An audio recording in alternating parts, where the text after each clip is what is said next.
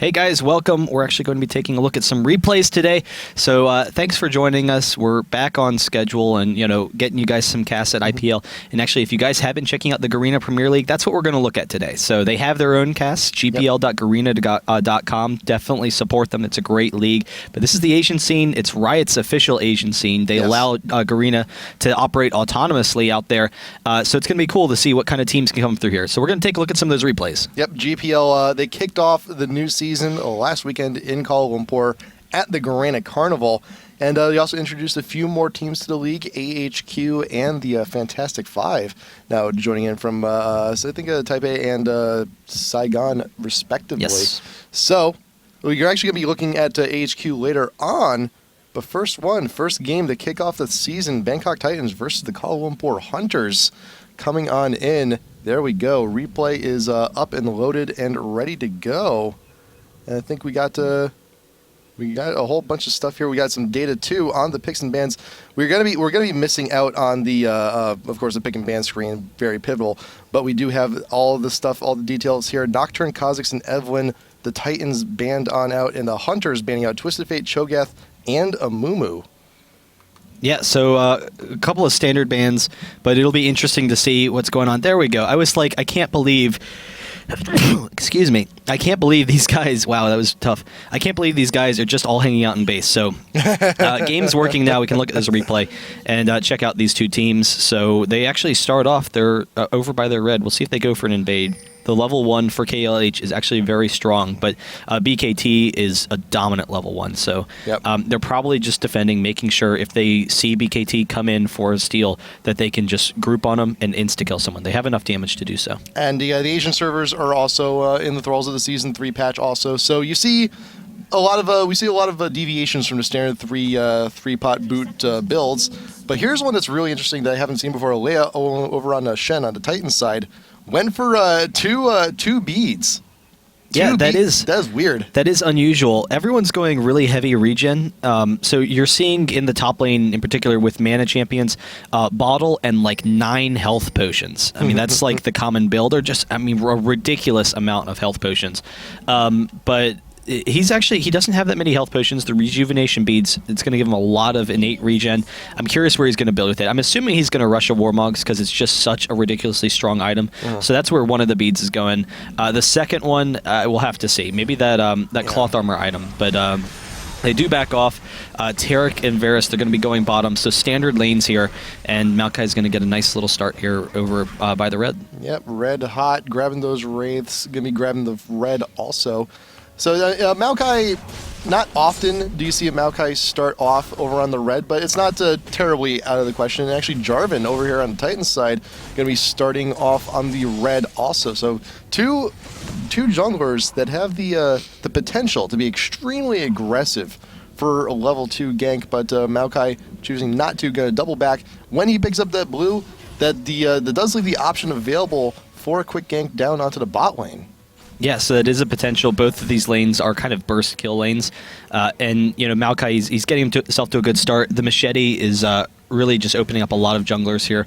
But it's going to be interesting to see what Jarvan can do in this game, because Jarvan, he's becoming kind of a popular jungler right now. He's very strong. He's very aggressive with his ganks, but his mid game, he has quick burst damage, CC, and is very tanky. And in particular, his standard, being able to give armor and that attack damage, really helps for pushing towers or zoning people off of turrets for really aggressive early pushes. Vlad here, top lane on the Hunters, just now hitting level 2. Shen taunt coming in, keeps him delayed. Pop-up will not happen. That is a troll pull from the Tainted Ones, and he will be drinking that potion as much as he can and farm safely underneath his own tower.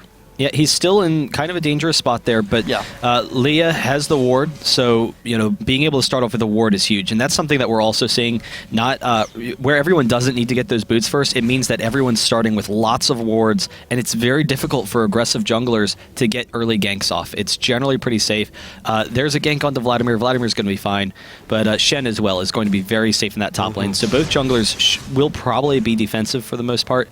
You see an early advantage for Shen, and Shen will be able to control this lane very well. Shen definitely beats Vladimir early on. But one of the greatest fears of Vlad, though, is if you allow him time to get that farm. You see a Vlad around like level 11, that's when he can just insta-clear waves. He does tons of damage, and it is the Titan's job to make sure he does not get that ridiculous. And Red Hot Ray is actually coming up into the top lane. He's spotted up by the top, but then he circles around right to the mid. There's the snare. He's actually walking up into Orianna, and Orianna's not going to get out of there in time. This could be the first blood. Orianna gets caught by the Twisted Advanced Golden with the damage auto attacks. First blood for the Lux in mid. Great start for the Hunters, and Lux is someone you do not want to be giving a lot of early kills to. Well, that's really just poor communication on their part, because when you have the wards at both entrances to the river, it means you control vision of the entire river. So BKT as a team, they knew exactly where Maokai was. They knew he was by top in the river, heading down towards mid. And so Orianna just being aggressive at an opportune time, got caught by the snare from Lux and went down. So definitely, interesting to see that there, but we'll see if that gives Lux any early advantages. And NVM, even though he did die, did have enough gold to actually pick up the Tear to Goddess. So the mana regen will help out a fair amount there in the mid, and hopefully the next blue buff will be going Orianna's way also. Well, the tier is really interesting because both Manamune and Archangel's Staff, their upgrades are very strong. Muramana gives you a lot of damage, and then the Seraph's tier, or Seraph's Scepter, Seraph's Embrace. The shield is actually really cool. I remember when they first announced the shield, and it was going to be like a 2,000 damage shield. It was like, Riot, I think you need to look at the stats on this again, because it was ridiculously strong. It had to be nerfed, but it's still pretty good. Lux going for the Chalice, which is a little bit more standard and kind of expected on Orianna as well, but you can upgrade that for that spam ability with that Grail. Yeah, the Orianna, you'll usually see Orianna's as you hit to the mid game into the late game, to more like a combination AP support-ish role. You're there for the shield and the ultimate to start those team fights, to control those team fights. But with the extra mana, could be going into one of those big damage builds later on. But Lux, you build some mana. That's really all the mana she needs is from that one Chalice. Then you start immediately building into huge damage items like the Death Cap. Top lane, Jarvan once again trying his luck on the Vlad. Ignite still ticking as he's in the pool, popping the Ghost also in fear that more CC, a taunt, or more damage would be on the way. But Vlad will be safe. Up again there in the top lane. And right now, NVM, Deja Vu, Twisted Advance from Maokai, and the laser follow-up from Lux makes quick work of the Robot Lady. Yeah, really quick burst in that mid lane. They have complete control over that. Orianna really needs to get better vision against Maokai. Maokai's the best mid lane ganker in the game, and with Lux, that combo is very strong. So that could easily win KLH this game against BKT to get an early advantage. So we'll have to see what they do to turn that around, but that's a scary situation. Jarvan, as a champion, he's very strong at this point, so they can easily, pull back from this. It's not anything significant, but always the concern with Jarvan and why people tend to not play Jarvan, or in the past didn't play Jarvan that much, is once your abilities are down, if you don't land your EQ combo, then he doesn't really have any follow-up damage. You're kind of worthless there. And Lux in particular, if Jarvan's trying to EQ in, Lux can just hit him with a snare, shut him down, and in team fights, that could just completely ruin him. So it's going to be interesting to see what happens, but early game, once he gets going, he can really take over this game. And one thing Jarvan has going for himself too, you notice he's been making a lot of attention there in the top lane on that Vlad. And when Jarvan hit 6, when he has that ultimate, Vlad picked up Ghost, not Flash. So if Jarvan decides to go for a gank once again top lane, once he hits 6, there really is no escape for Vlad. The moment he comes out of that pool, he is screwed. Yeah, and he will get trapped in the Jarvan ultimate with his pull, so yes. That's not going to help him there. But we'll see Orianna grabbing that blue, so that'll definitely help in that mid lane. It should turn into a farm lane, as long as she's warding. Keep an eye onto Maokai. And she does have a ward down to the south of her, so she can just shy towards that bot river, and she should be safe. There's really no reason for her to go down to any more Maokai ganks, but we'll see how that kind of works. Bot lane so far been pretty passive. They're just kind of farming up, not really a lot of aggression from either team, and a lot of it has to do with just being careful. They both know that they each have a lot of burst damage. Varus in particular, if he gets caught out of position, he should win the harass battle in this lane, but if he gets caught out, then he's going to drop quickly. Yeah, and they've been doing a fair amount of pushing, the Hunters here in bot lane, and that is a risky play, going up against the Blitzcrank. He's like, hey, we got all these minions going up to your tower. One good hook from Xerxes, and that's just, it's done. It could be disastrous. In the meantime, we see Jarvan hanging out in this top lane. There's the Shen, the EQ combo. Jarvan dropping him really quickly. Wait. There's the pull, but he has the red buff. There's the ultimate as well. Follow up. They pick up the quick kill in that top lane. No escape. No escape there in the top lane. Xerxes does get caught, though. Maokai making his appearance in bot lane. Shen ult saving the Blitzcrank, but SKL doing as much poke damage as he can. Right now, KLH recognizes teleport. they need to get out, but no, Lux laser, no! Both Xerxes and SKL limbo underneath the laser. I'm really surprised that missed, actually, but Xerxes with really nice reaction time. He didn't have vision of Lux ever, but the laser came out, and he just instantly dipped to the side. Really impressive play from Blitzcrank there. I still thought that he was in range, though, but still missing that, and so kind of a wasted opportunity. But still, they get a nice time to farm in the bot lane. It still was a kill onto Shen, though, in the top, though. Yeah, you gotta say those skills there on Ezreal. He has some cojones to stick around with the Maokai still in the neighborhood. He was relatively low. Like once the Twisted Advance came back up, that could have been an immediate kill. But he's brave. He is a brave Ezreal. Yeah, and you see Lux there in that mid lane trading very effectively with Orianna. So Orianna not getting any damage on Lux, just retreating. There's actually the laser, not quite enough, but it delays the teleport a little bit. So she got the vision, and it's a short cooldown, so she just decided to use it to allow her to continue to get that farm advantage and slow Orianna from being able to get those items. Yeah, Golden knew Orianna has to back at the very least. Yeah, you delay. Not only do you delay the back, but you're also continuing to push the wave with that laser, and you'll see a lot of champs use their ultimates just to clear the wave, just to deny minions. Lux, Ezreal, oh, hook on the Shinewalker. Ezreal following it up, 150 health still on the Varus, but does make it back to his tower, and that will definitely force the AD back for the Hunters. Well, that burst is just insane. Varus really needs to watch out for that. That's why sometimes you'll go with that barrier to protect against the ignite as well, but there's no ignite in the bot lane, so the heal actually works out a little bit better. I don't know, usually you expect Taric to body block in that situation, but this is really dangerous now, and this is one of the strengths of Jarvan. That standard, how much damage they're getting from it on that turret, so it allows them to push just a little bit more aggressively. Red Hot on Maokai comes down into the bot lane, throws on the sapling. Hey guys, you may not want to push anymore. I'm a tree. I will do my best to stop you. Golden meeting out NVM over in the South River.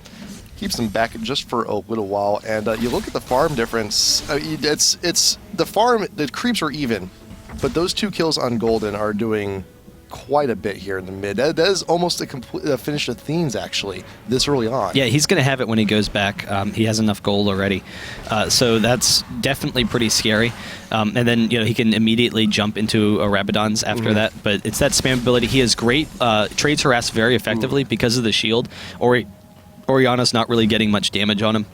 And then he's just going to be able to single target pick people off through the mid game. And that's the goal of Lux, is just be very safe, not allow your opponents to engage, shut down that Jarvan initiation, and then just pick off one person at a time and win fights because of that. Also noticing Orianna went Tier and Chalice. I've always kind of followed the mentality of you either pick one or the other, not usually both. What do you think the mentality is behind that? That's true. You usually only do one or the other. Anivia will do both, but Anivia is really the only person. And the reason is it means that she's not getting any damage early on. She's investing very heavily into that mana pull. Some quick damage. The pull goes on to Taric this time, but some quick burst and they have to back off. But it's just you're not getting deep into your utility or damage, which means that mid-game, Orianna's not going to be very effective. She's really only going to be there for her ultimate. Outside of that, she's not going to have that same sustained damage that you expect from Orianna a lot of times.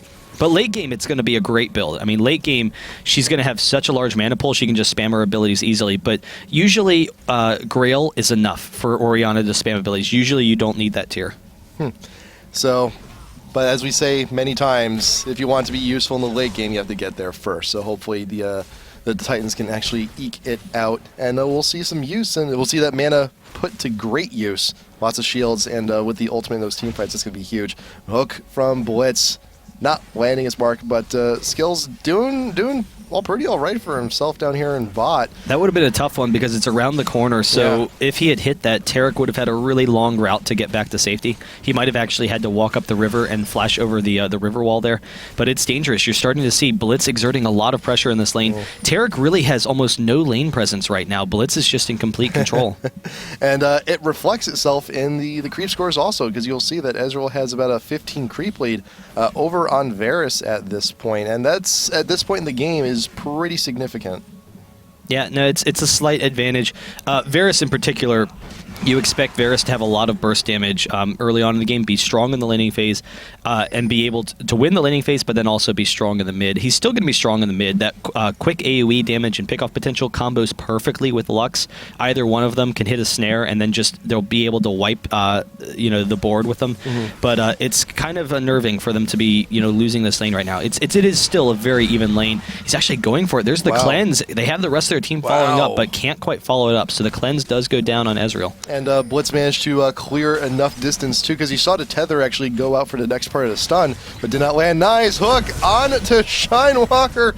There's plenty of damage. The exhaust going down onto the Varus also, but can the kill be picked up? The Ezreal ult, leaving him probably at single digits even after that one, but there is still a Tarek to be decided. Meanwhile, in mid, there's a quick kill onto the Lux. Jarvan with the ultimate following up on that one. Lux flash was used, but not enough to get away from the Cataclysm.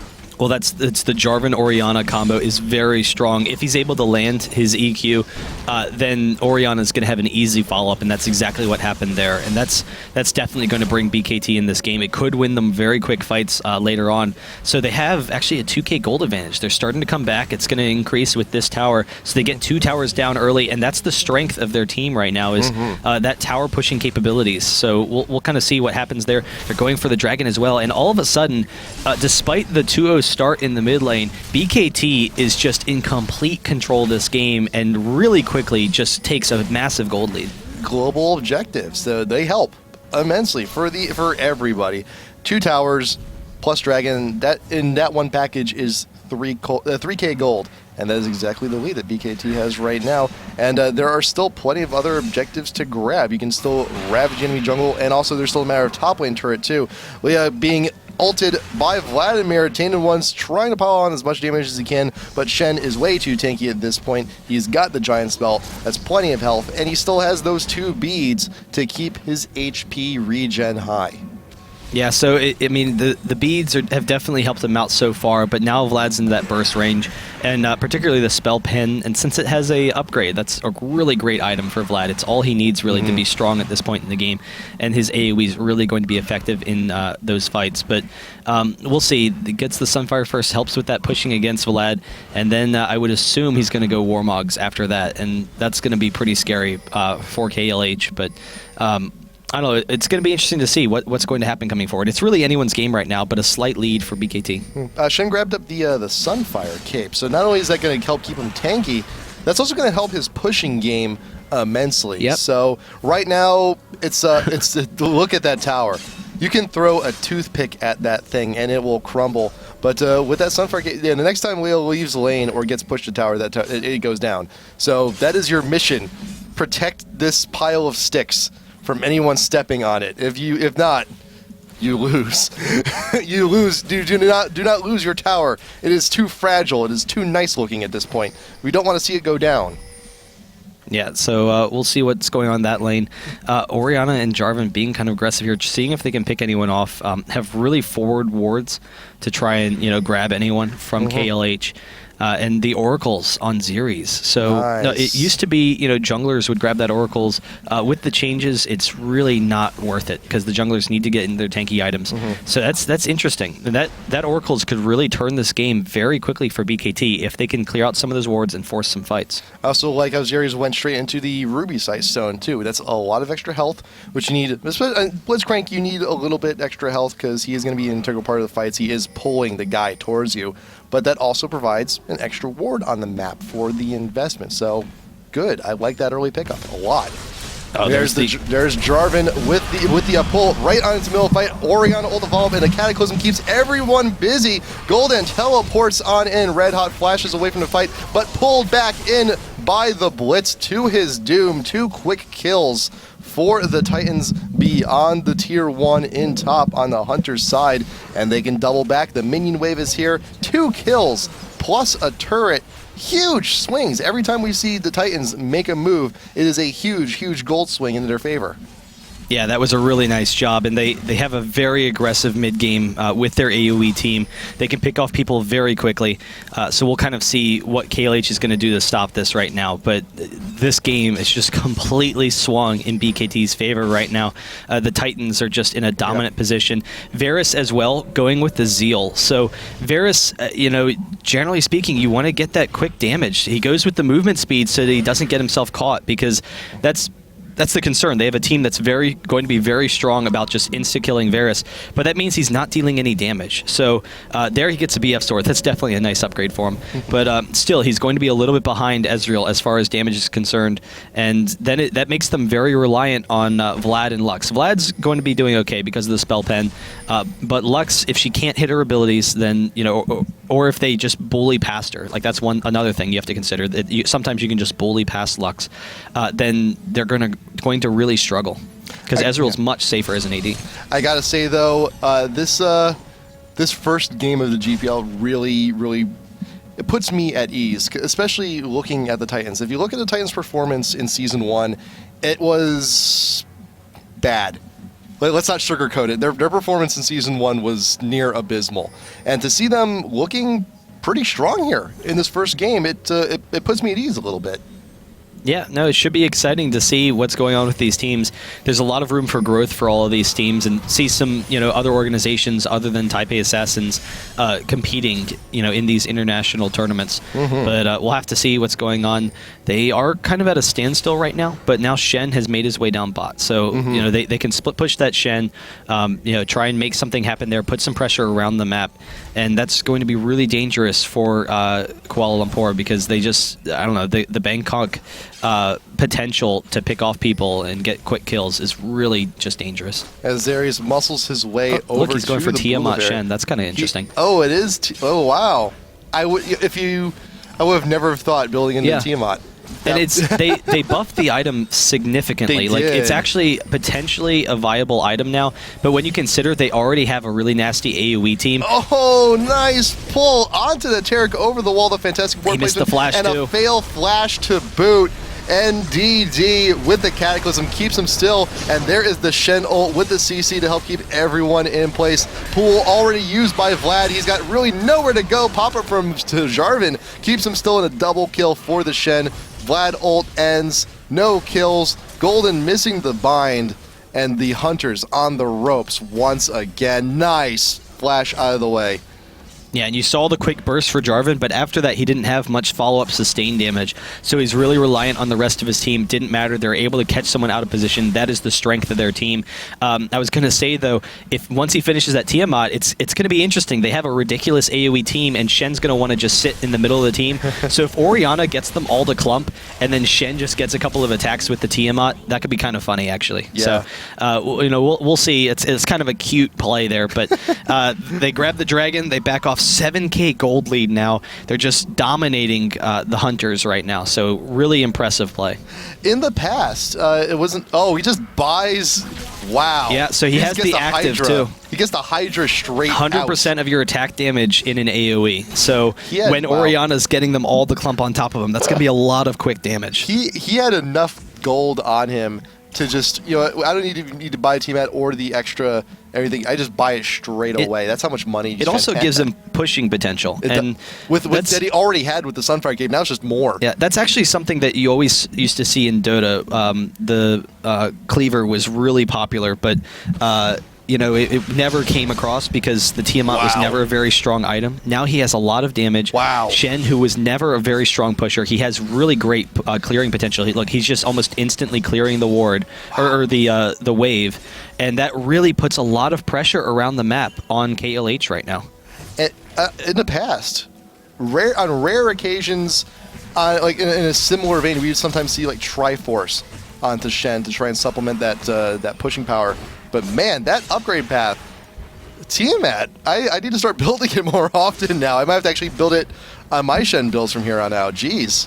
Yeah, it's pretty cool. Usually the Triforce gives you that burst damage that you're looking for to be an anti-carry Shen. It lets you 1v1 in that split a little bit better, but it's still very strong. The Varus ult coming off, but there's the hook back into Taric. The AoE from Ezreal trying to combo. There's the Orianna follow-up as well. Ezreal gets 1 kill, and then they have to back off, but they still get out successfully, and Shen is still pushing up top. He didn't have to use his ult. It's not up yet, but it will be up in a second. Yeah, Shen just doing what he does best. He is the king of the split push, and he does not give a care in the world. Vladimir, we saw how much damage Vlad took earlier when he tried to match up against him, and again, one combo from Shen brings him down to 2/3 health. That is insane.